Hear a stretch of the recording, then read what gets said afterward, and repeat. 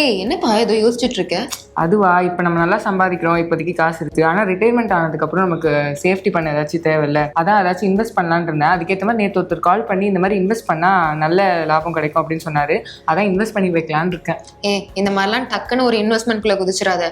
நான் கூட தான் இப்படி ஒருத்தவங்க கால் பண்ணாங்கன்னு சொல்லிட்டு அவங்க என்ன சொன்னாங்கன்னா, நீங்க வந்து ஃபர்ஸ்ட் இனிஷியலா ஒரு 50,000 கட்டுங்க, 3 வருஷம் கழிச்சு உங்களுக்கு மாசம் மாசம் 10,000 ரூபாய் வரும் ரிட்டையர்மெண்ட்க்கு அப்புறம் அப்படின்னு சொன்னாங்க. சரி நல்ல ஸ்கீமா இருக்கே, நம்மளுக்கும் நிறைய லாபம் வருதே அப்படின்னு போய் உள்ள இன்வெஸ்ட் பண்றதுக்கு 50,000 ரூபாய் கொடுத்துட்டேன். 3 வருஷம் கழிச்சு 10,000 வரும் வரும் வரும்னு வெயிட் பண்ணிக்கிட்டே இருந்தேன். கடைசி வரைக்கும் வரல. அதுக்கப்புறம் போலீஸ் கிட்ட போய் கம்ப்ளைண்ட் கொடுத்தேன். அப்போ இவங்க என்ன சொன்னாங்கன்னா, உங்களை மாதிரி தான் 15 பேர் வந்து கம்ப்ளைண்ட் கொடுத்துருக்காங்க, ஃபர்ஸ்ட் என்ன ஸ்கீம் ஏது ஸ்கீம்னு விசாரிச்சிருக்கலாம்ல அப்படின்னு என்ன கரெக்டா வார்ன் பண்ணாங்க.